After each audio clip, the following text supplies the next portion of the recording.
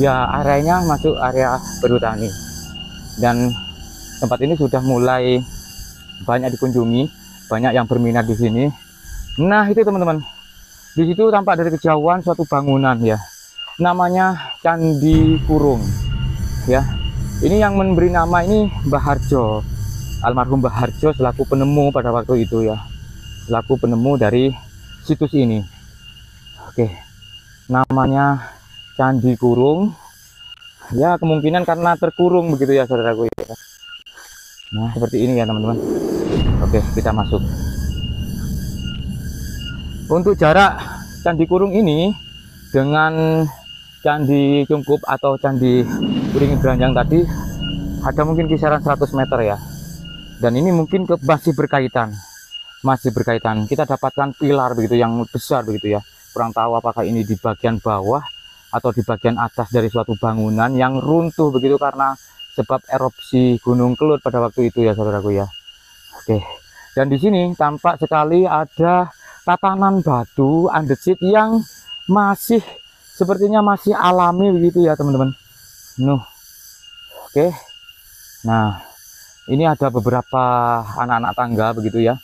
Namanya Candi Kurung, dan dipastikan begitu teman-teman, bangunan ini dulu adalah bangunan yang punya ruang, artinya bangunan yang tertutup. Hal tersebut kita coba lihat dari bukti ini. Jadi ini adalah engsel pintu teman-teman. Nah seperti halnya, betul Kang, seperti halnya di Candi Wringin Branjang tadi ada 2 lubang gitu ya. Nah seperti ini ya, mungkin ini adalah yang sudah runtuh ya, karena dari apa yang saya baca bahwa Gunung Kelut itu sudah meletus beberapa kali dari zamannya Kahuripan ya, Singosari, bahkan ke Majapahit begitu teman-teman. Nah ini adalah engselnya, bisa dilihat teman-teman. Nah itu bagiannya ya, seperti apa ya, kalau istilahnya ada sesuatu yang diputar terus ngunci begitu kan ya. Seperti apa yang ngarani gear ya. Betul ya, seperti roda ya, roda gear ya. Oke, dan ini ada umpaknya teman-teman. Ini umpaknya, ini merupakan sebagai alas pilar begitu ya, ataupun tiang bangunan begitu ya di sini. Dan bisa dipastikan tempat ini mungkin punya tiang dengan mungkin tiang kayu begitu, dan punya atap yang jelas dan punya ruang ya. Ini adalah Candi Kurung yang menamakannya Mbah Harjo. Kalau kita tadi dapatkan 1 slot pintunya, ini yang kedua teman-teman. Ini mungkin yang asli ya kondisinya, karena ini ada ruangan begitu untuk masuk ke sana ya kan. Ada ruangan begitu untuk masuk ke sana, artinya ruangannya berada di sana. Terus ini adalah pintunya begitu. Kalau yang tadi itu mungkin yang di atas runtuh begitu teman-teman. Oke, runtuh. Dan ini luar biasa ya. Banyak material-material yang sudah lepas sebetulnya ya teman-teman. Banyak material-material yang sudah lepas. Dan kita coba keluar ya. Keluar untuk melihat bangunan selanjutnya, karena ini seperti punden berunda. Nah ini teman-teman masih kelihatan untuk strukturnya ya. Kalau kita ikutin begitu ya, ini orientasinya ya tersambung dengan Candi Wringin Branjang tadi ya, ke utara selatan gitu teman-teman.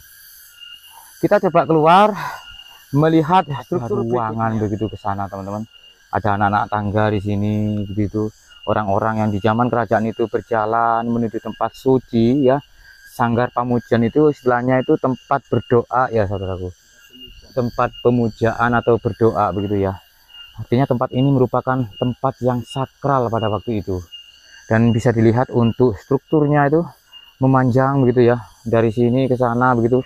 Bahkan di sana masih ada banyak kami dapati bangunan-bangunan kuno yang meskipun dalam kondisi yang sudah runtuh begitu ya, namun jejaknya masih bisa dilihat teman-teman. Kita masuk. Bismillah, selamat. Nah ini ada beberapa batu-batu seperti batu umpak begitu ya. Oke, dan disinilah menurut dari Mbah Suroso selaku anak dari Mbah Harjo, penemu dari situs ini, awal ditemukannya ini katanya ini berawal dari sebuah mimpi begitu untuk mencabut pohon pisang. Ya, untuk mencabut pohon pisang. Jadi ada perintah di dalam mimpi, cabutlah pohon pisang yang ada di titik ini. Setelah dicabut ternyata struktur-struktur ini kelihatan teman-teman, dan digalilah begitu, dan kelihatan seperti ini saudaraku. Ya, memang secara cerita di luar nalar ya, hanya berawal dari mimpi. Tapi kalau sudah Tuhan berkehendak, apapun bisa terjadi saudaraku. Dan ini umpaknya bisa dilihat ya, mungkin di bagian bawah itu merupakan umpak yang asli begitu. Dan disinilah kita dapati angka tahun Saka tersebut teman-teman, yang sudah ditemukan oleh almarhum Mbah Harjo. Nah ini teman-teman, yang berangka tahun 1231 Saka atau 1309 Masehi, yang masa itu merupakan masa dari Tribuana Tunggadewi sebelum menjadi ratu. Artinya masih masa kejayaan kahuripan ya. Nah, dan ini merupakan Tugu Brawijaya. Dari sinilah beberapa peneliti begitu menentukan ya, atau memberikan dugaan-dugaan begitu ya, atau semacam ada hubungannya begitu dengan Majapahit dari adanya tugu ini, namanya Tugu Brawijaya, yang kalau dicoba disandingkan begitu ya dengan Kadiri itu berbeda, katanya seperti itu teman-teman. Nah disinilah ada semacam relief naga teman-teman. Ini adalah relief naga yang menurut dari Mbah Harjo ini tempat pemujaannya, makanya dinamakan Sanggar Pamujan.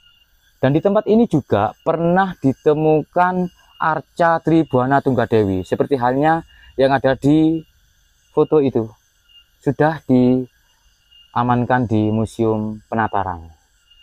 Seperti itu teman-teman. Kalau tidak diambil ya kita tahu sendirilah, banyak arca-arca maupun benda-benda peninggalan berharga yang hilang saudaraku, diambil oleh orang-orang tidak bertanggung jawab ya. Dan ini merupakan lapik arcanya, bisa jadi seperti itu ya, yang harusnya ini terbalik teman-teman, harusnya yang di bawah itu berada di atas, katanya seperti itu. Namun memang sengaja dibalik supaya tampak seperti meja begitu, dan menjadi cerita juga ya, timbul suatu cerita yang ada di sini. Coba diperhatikan teman-teman, batu yang ada di depan kita ini merupakan batu yang utuh ya. Ini merupakan batu yang utuh dengan panjang kisaran 2 meter ya, lebarnya 1 meter, dan ini tebalnya ini bisa jadi 50 cm lebih ini. Dan ini utuh teman-teman ya, bukan suatu batu yang disambung begitu ya, tapi ini utuh, tapi di bagian sana sudah pecah ya, mungkin karena kondisi ataupun faktor alam. Oke, nah ini ditemukan oleh Mbah Harjo di tahun berapa? Di kisaran tahun 1989 ya. Dan ini yang dimaksud dengan Tugu Brawijaya. Makanya perbedaannya dengan Kadiri ya, ini yang menjadi pembedanya katanya. Sehingga di sini timbul dugaan peninggalan dari kerajaan Majapahit. Begitu.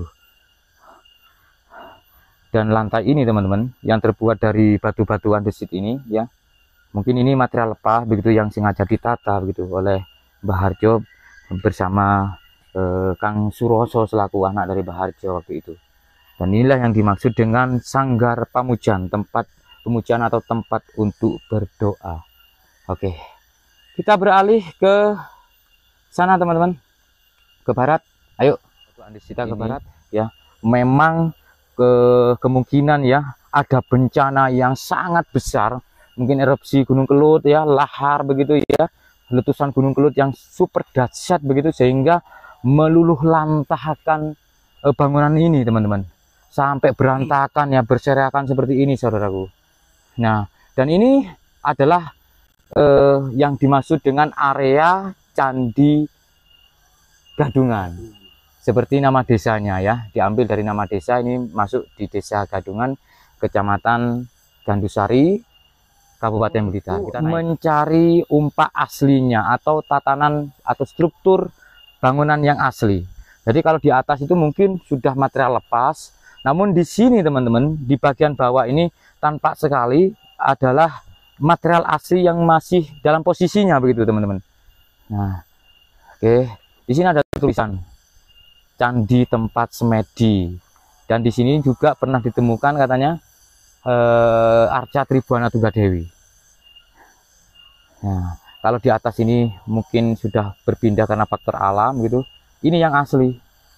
Nah, ini teman-teman. Ini umpak ya. Ini umpak persegi 8 ya, seperti di Pendopo Agung Trowulan begitu. Dan kemungkinan memang tempat ini dulu punya tiang-tiang apa namanya, kayu-kayu besar begitu ya, sebagai penyangga bangunannya begitu saudara. Oke. Nah,